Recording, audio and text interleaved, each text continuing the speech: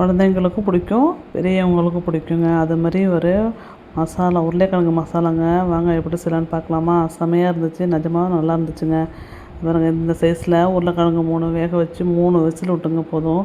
கரெக்டாக இருக்கும், இல்லைனா ரொம்ப மசிஞ்சு போயிடுங்க. அப்புறம் ஒரு 2 பெரிய வெங்காயம் நைஸாக சாப் பண்ணி வச்சுக்கோங்க. உருளைக்கிழங்கு கட் பண்ணி வச்சுக்கோங்க. கருவேப்பிலை, கொத்தமல்லி, 2 தக்காளி மசிச்சு வச்சுக்கோங்க, அரைச்சி வச்சுக்கோங்க. 4 சாப்பரில் போட்டங்க, நல்லாவே இல்லை. அதில் அப்புறம் கடுகு போட்டு தாளிச்சிட்டு கடலப்பருப்பு, உளுத்தம்பருப்பு போடுங்க. அதுதான் முக்கியம். கடலப்பருப்பு அதுதாங்க நறுக்குன்னு நல்லாயிருக்கு, மசாலா நல்லாயிருக்கும். நறுக்குன்னு கடலப்பருப்பு போட்டதுனால. ஜீரகம் 1 ஸ்பூன் போட்டுக்கோங்க. போட்டுட்டு வெங்காயம், அந்த சாப் பண்ணி வச்சுருக்கேன்னு வெங்காயம், அந்த வெங்காயத்தை எடுத்து போடுங்க. இங்கே பாருங்கள், தக்காளி சாப்பரில் போட்டு வச்சுருக்கேன். நீங்கள் சாப்பரில் போடாதீங்க, நீங்கள் மிக்சியில் அரைச்சிக்கோங்க, இல்லைன்னா வதக்கிறதாலும் மிக்சியில் அரைச்சி போட்டுக்கோங்க. வெங்காயத்தை போட்டு நல்லா வதக்கிடுங்க. நல்லா வதக்கிட்டு பூண்டு இருந்தால் பூண்டு போடணும். பூண்டு ஒரு 10-15 பல் பூண்டு தட்டி போட்டுட்டு கருவேப்பிலையும் போட்டுருங்க. கருவேப்பிலையும் போட்டுட்டு நல்லா வதக்குங்க. கொஞ்சம் சால்ட்டு போட்டுக்கோங்க. சால்ட்டு எனக்கு ஸ்பூனில் எல்லாம் அளவு தெரியாதுங்க, கையில் எடுத்தால் பழக்கமா, அதனால் எனக்கு கையில் போட்டு தாங்க பழக்கம். தெரியும் அளவு, அப்போ தாங்க தெரியும். போட்டுட்டு தக்காளி சாப்பரில் போட்ட பாருங்கள், அது என்னென்னா திப்பியாக நிற்கிதுங்க, நல்லாவே இல்லை.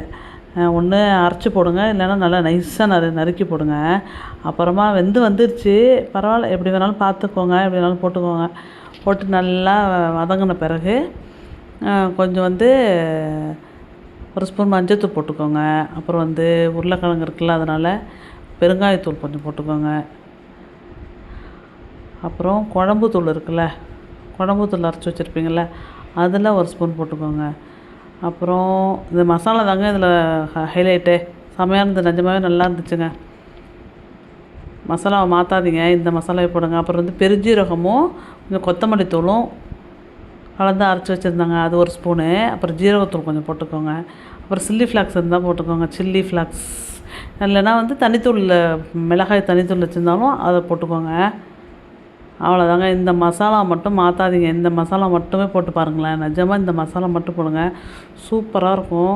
நீங்கள் ட்ரை பண்ணி பாருங்கள், நிஜமாகவே ட்ரை பண்ணி பாருங்கள். பசங்களுக்கு ரொம்ப பிடிக்கும், ஏன்னா என் பையனுக்கு ரொம்ப பிடிச்சிதுங்க இது. அப்புறம் கொஞ்சம் தண்ணி ஊற்றினா தான் ஒத்தாப்பில் வரும், வெந்து வரணும்ல. அதனால் கொஞ்சம் 1 டம்ளர் தண்ணி ஊற்றிட்டு மூடி வச்சுருங்க. ஒரு 5 நிமிஷம் மூடி வச்சுருங்க. 5 நிமிஷம் கூட வேணாங்க, ஒரு 3 நிமிஷம் வச்சு மூடி வச்சுருங்க. மூடி வச்சுட்டு அப்புறம் பாருங்கள், நல்லா வெந்திருக்கும். நல்லா வெந்துட்டு நல்லா அது இந்த பாருங்கள், மூடி வச்சுட்டேன்னா பாருங்கள், அழகாக வெந்துட்டா, ஆவி அடிக்குது, வெந்துருச்சு.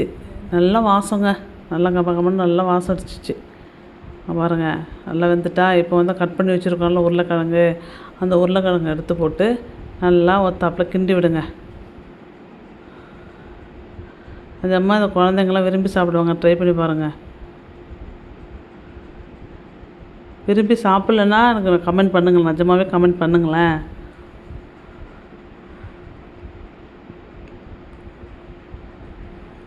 நல்லா அழகாக ஒத்தாப்பில் கிண்டி விட்டு கொஞ்சம் மூடி வச்சுருங்கங்க. அது நல்லா சாரட்டும். இல்லை இன்னும் சின்னதாக இருக்கணும் அப்படின்னு நினச்சாலும் இன்னும் கொஞ்சம் கூட சின்னதாக கட் பண்ணி போட்டுக்கோங்க. எனக்கு இந்த அளவு கரெக்டாக இருந்துச்சு, அதனால் போட்டேன். உங்களுக்கு இன்னும் சின்னதாக இருந்தாலும் கட் பண்ணி போட்டுங்க. இந்த பாருங்கள், ஒத்தாப்பில் மசிச்சு வந்துட்டா. முன்னாடி தனித்தனியாக இருந்த மாதிரி இருந்தால் இந்த பாருங்கள், இப்போ நல்லா மசிச்சு வந்துட்டு. இந்த டைமில் இதுக்கும் ஒரு தடவை காரமும் உப்பும் சரியாக இருக்கான்னு பார்த்துக்கோங்க. எனக்கு கரெக்டாக தான் இருந்துச்சு. நீங்கள் உங்களுக்கு பத்தலைன்னா அந்த டைமில் செக் பண்ணி பார்த்துட்டு நல்லா வேணும்னா மறுபடியும் போட்டு கிண்டி வச்சு மூடி வச்சுருங்க. ஓகேவா? சூப்பராக இருக்கும், ட்ரை பண்ணி பாருங்கங்க. அப்புறம் லாஸ்ட்டாக கொத்தமல்லி தூவி இறக்கிடுங்க. அவ்வளோதாங்க. தூவி மூடி வச்சுருங்க. மூடி வச்சுட்டு மறுபடியும் ஒரு வாட்டி நல்லா கிண்டி விட்டு இதை பாருங்கள், எவ்வளோ சூப்பராக இருக்குல்ல, பார்க்கவே சூப்பராக இருக்கா, சாப்பிட்றதுக்கும் சூப்பராக இருந்துச்சுங்க. உங்கள் பசங்க கண்டிப்பாக விரும்பி சாப்பிடுவாங்க, ட்ரை பண்ணி பாருங்கள். பிடிச்சிருந்தால் லைக் பண்ணுங்கள், சப்ஸ்கிரைப் பண்ணுங்கள், ஷேர் பண்ணுங்கள், கண்டிப்பாக கமெண்ட் பண்ணுங்கள், சப்ஸ்கிரைப் பண்ணிக்கோங்க. தேங்க்யூ ஃபார் வாட்சிங்.